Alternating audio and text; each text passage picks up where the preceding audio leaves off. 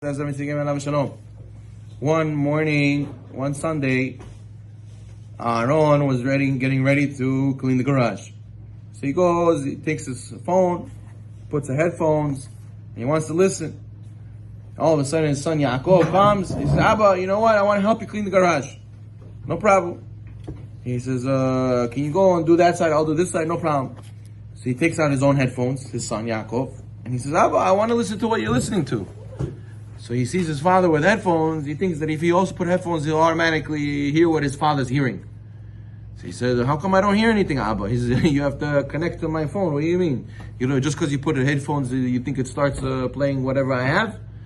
So therefore, and the same thing with HaKadosh Baruch Hu in the Torah.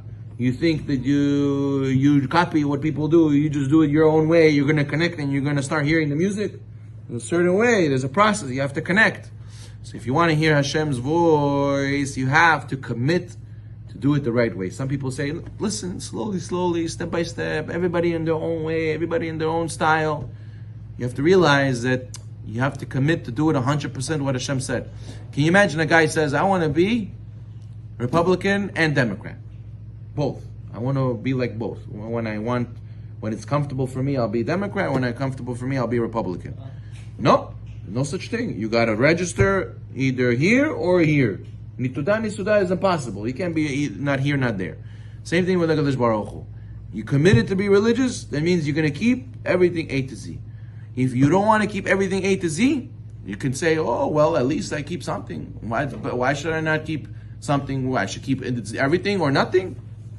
You have to be committed to keep everything. You can't say, oh, I don't want to commit.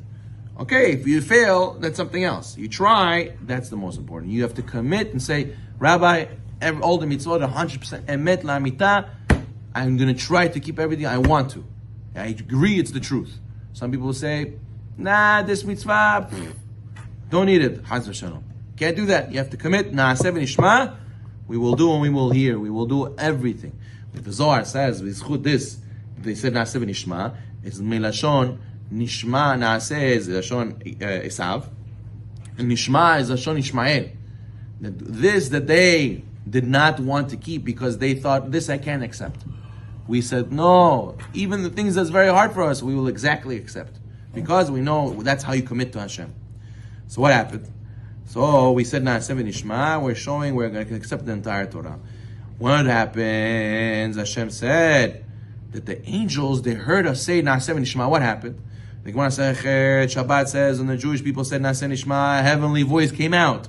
And they said, the heavenly voice said, who revealed the secret to my children? Which the angels use.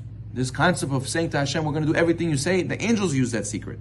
And what happened? Hashem sent 600,000 Melechei Sharet to give 2 crowns on the head of each Jew. One keneged Naaseh, one keneged Nishma.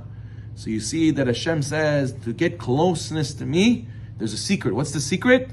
The secret is committing to do everything. Naaseh v'nishma.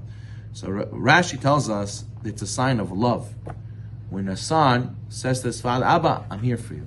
Anything you say, I will do. That's a sign of love. We want to love HaKadosh Baruch Hu. Hashem shows us so much love. He gives so much to us. We want to give back. How do we give back? Say to Hashem, Hashem, whatever you ask me to do, I will do. The Gemara says a heretic saw Rava learning. Gemara Sechet Shabbat. Rava was learning, and he was sitting on his hands, on the chair, squishing his hands.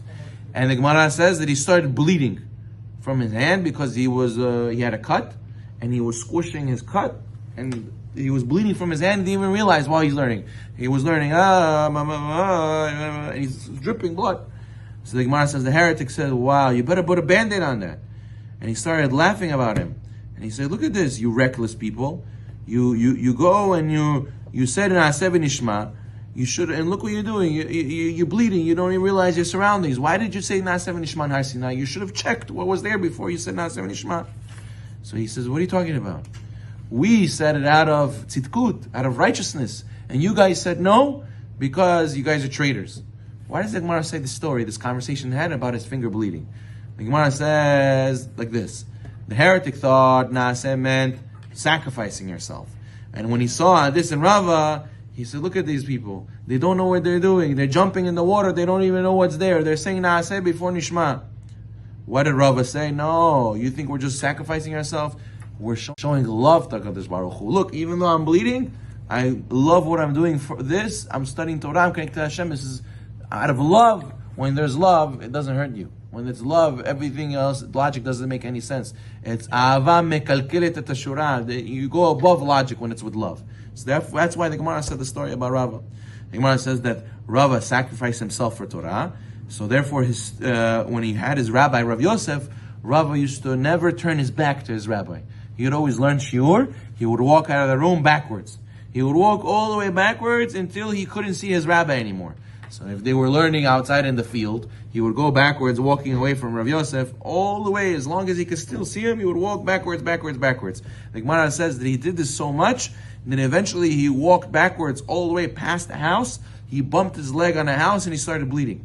So the Gemara says that Rav Yosef heard what happened, and he told him, listen, I'm going to give you special bracha. You have so much love for Torah, I'm going to give you special bracha.